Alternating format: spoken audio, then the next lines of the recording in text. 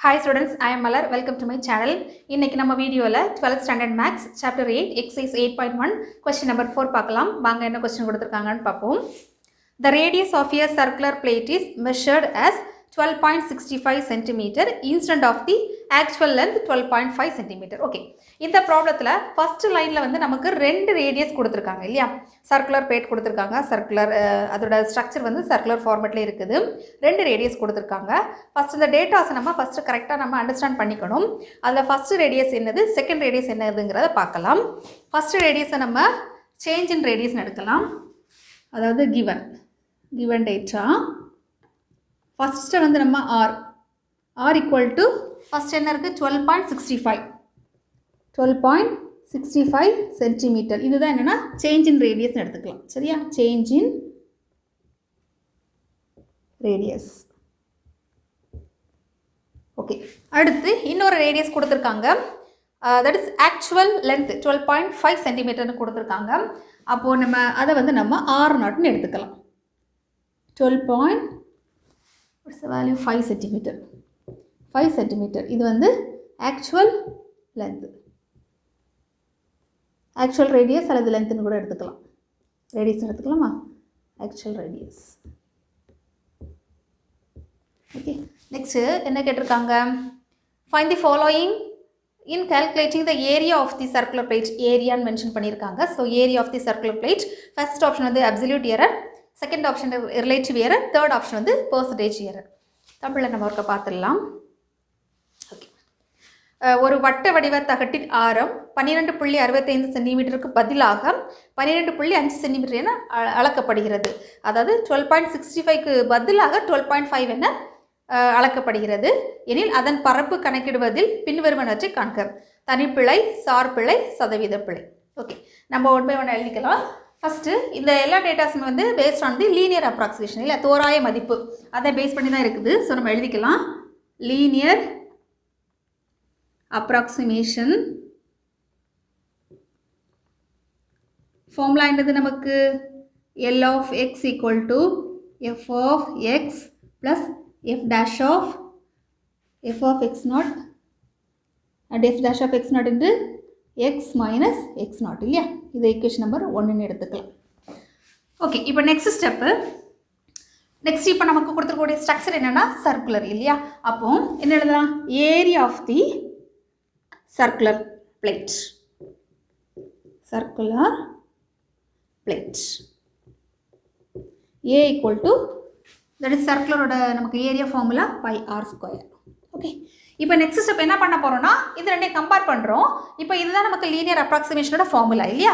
So இந்த ஃபார்முலாவை நம்ம ஏரியாவுக்கு தகுந்தவாறு நம்ம சேஞ்ச் பண்ணுறோம். ஜஸ்ட் லெட்டர் மட்டும் தான் சேஞ்ச் பண்ணுறோம். எப்படின்னு பாருங்கள். Write in terms of rate area. Okay, a of r இப்படி எழுதிக்கலாம். A of R. ஓகே, அப்போ நம்ம இந்த ஈக்குவேஷன் எப்படி மாறும் பார்ப்போம். A of R equal to a of r0 plus a dash of r0 into r minus r0. Okay, அதாவது நம்ம given function linear approximation நம்ம ஏரியாக்கு தகுந்தவாறு சேஞ்ச் பண்ணிட்டோம். Okay, next step. இப்போது இந்த நெக்ஸ்ட் ஸ்டெப்பில் ஒரு சின்ன மாடிஃபிகேஷன் பண்ண போகிறோம். வேறு ஒன்றும் இல்லை, ரைட் சைடில் இருக்கக்கூடிய இந்த டேர்ம் இருக்கு இல்லையா? இந்த டேர்ம் நம்ம லெஃப்ட் சைடுக்கு கொண்டு வரோம். அப்போ என்ன சேஞ்ச் ஆகும் பாருங்கள். a of r minus a of r0 equal to a dash of r0 into r minus r0. Next இதுக்கு பேர் a of r minus a of r0 நம்ம எப்படி எடுத்துக்கலாம்னா இதை வந்து ஆக்சுவல் வேல்யூ. ஓகே, இந்த ஆக்சுவல் வேல்யூ, இந்த மாதிரி அப்ராக்சிமேட் வேல்யூ எல்லாமே எதுக்கு தேவைப்படுதுன்னா ஃபார்முலாவுக்கு தேவைப்படுது இல்லையா? தட் இஸ் நெக்ஸ்ட் ஸ்டெப் கேட்டிருக்காங்க இல்லையா? 3 ஆப்ஷன்ஸ் அதுக்கு நமக்கு தேவைப்படும். இதுதான் வந்து ஆக்சுவல் வேல்யூ. இதுக்கு பேர் என்னென்னா அப்ராக்சிமேட் வேல்யூ.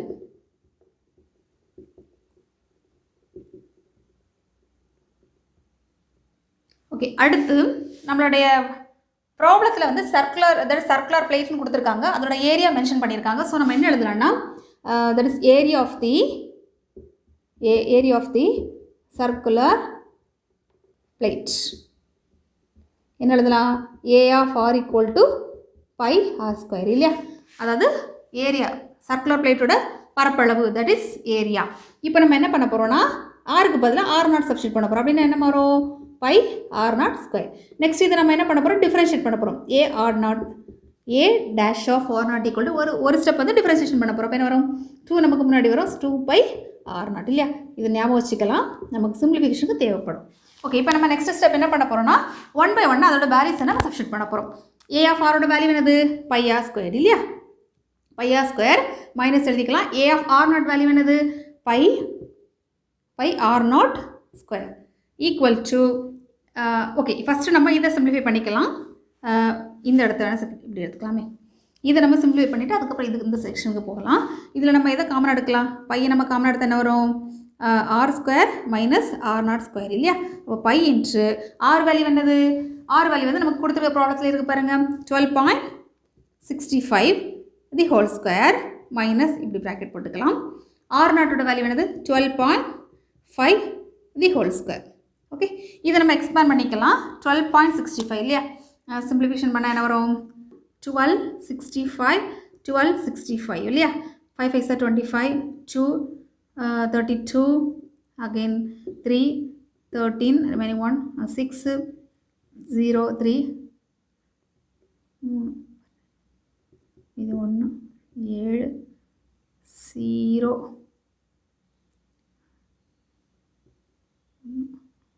5 2 கேர்ஃபுல்லாக பண்ணணும்.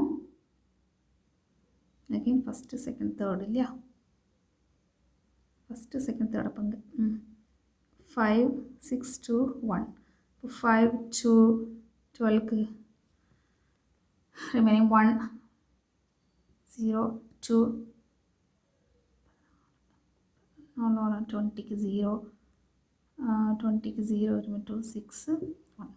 அப்போ நம்ம எத்தனை இடத்துல நம்ம பாயிண்ட் வைக்கணும்? 2. அப்போ 2 ஸ்கொயர்னா 4 டைம்ஸ் 1 2 3 4 160.0225. ஓகே, கேர்ஃபுல்லாக எழுதிக்கணும்.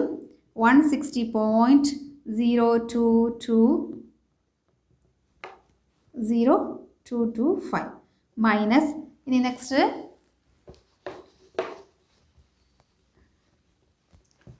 நம்ம 12.5க்கு பார்க்கலாம்.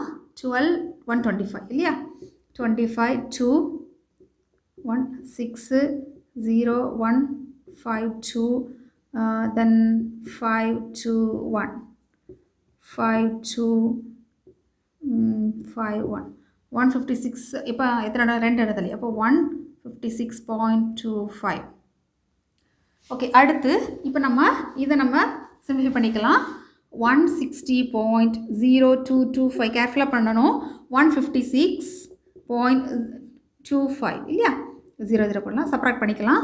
அப்போ 5 2 again 12 5 means 7 9 2 means 7 9 6 means 3 5 0 0 again 3.7725 3.7725. Okay, அப்போ நமக்கு என்ன வரும்? Pi of 3.7725. இது வந்து ஆக்சுவல் வேல்யூ இல்லையா? அதை நம்ம எடுத்து எழுதிக்கலாம். Actual value equal to 3.7725 centimetre square. Okay okay, இப்போ நம்ம நெக்ஸ்ட்டு அப்ராக்சிமேட் வேல்யூ பார்க்கலாம். A dash of R not. A dash of R naught என்ன இருக்குது?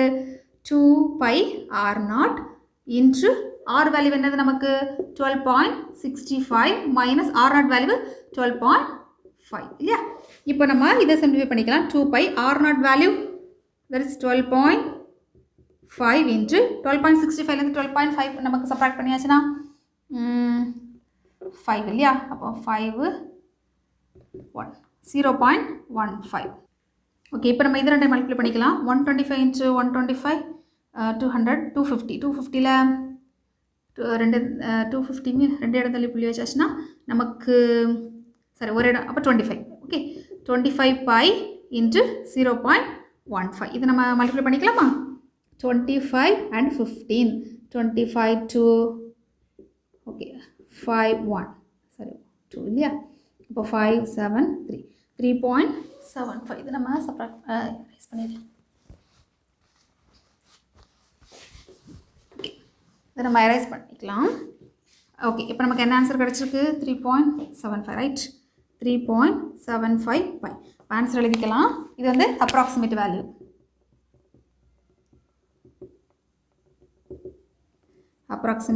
Approximate value equal to 3.75 pi centimeter square. Okay, இப்போ நமக்கு இவ்வளோ வேல்யூ கிடச்சிருக்கு. இனி அடுத்து என்னெல்லாம் அவங்க கேட்டிருக்காங்க நமக்கு ப்ராப்ளத்தில் பார்க்கலாம். அப்சல்யூட் எரர் கேட்டிருக்காங்க இல்லையா, அதை நம்ம கால்குலேட் பண்ணிக்கலாம்.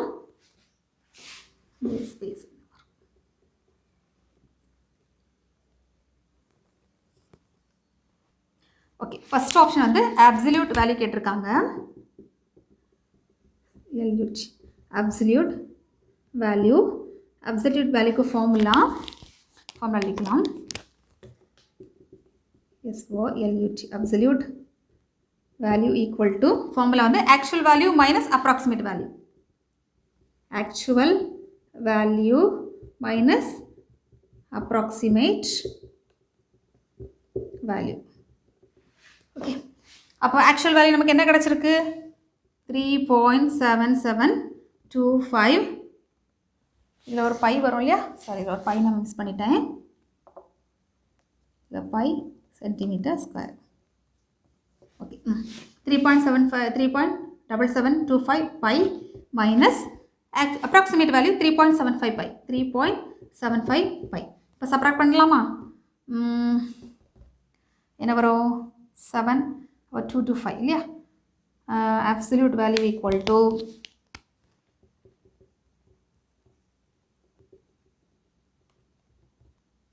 ஓகே, இதை நம்ம டைரெக்டாக பை பண்ணலாமே. 3 பாயிண்ட் சம்திங்னா இங்கே 75 இல்லையா, 0 சொல்லலாம். 0.0225. ஓகே, அப்போ 0.225 பை சென்டிமீட்டர் ஸ்கொயர். ஓகே, இப்போ நம்ம அப்சல்யூட் வேல்யூ கண்டுபிடிச்சிட்டோம். நெக்ஸ்ட் என்ன கேட்டிருக்காங்க அவங்க ப்ராப்ளத்தில்? ரிலேட்டிவ் எரர் கேட்டிருக்காங்க. ரிலேட்டிவ் எரர் பார்க்கலாமா? Second option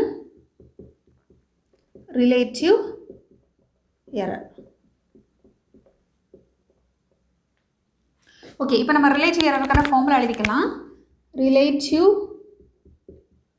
error equal to இதான் இந்த formula. Absolute value, that is actual value minus approximate value divided by actual value.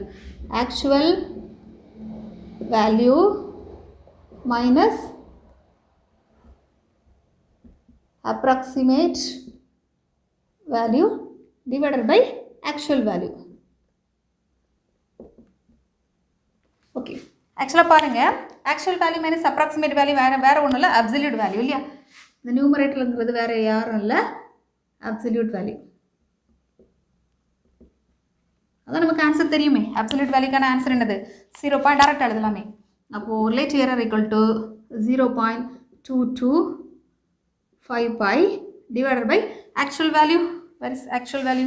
இருக்குது 3.7725 பை. 3.7725 பை. இந்த பையும் பை கேன்சல் ஆகுமா? இப்போ நம்ம டிவைட் பண்ணலாம். இதை டிவைட் பண்ணுறதுக்கு நம்ம லாக் புக் யூஸ் பண்ணிக்கலாம். அதுக்கு நம்ம ரொம்ப ஈஸியாக இருக்கும். ஃபஸ்ட்டு தட் இஸ்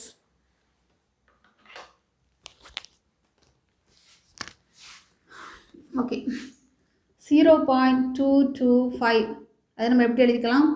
இதை பாயிண்ட் வந்து நமக்கு 0 பாயிண்ட் கரெக்டாக? எஸ். ஓகே,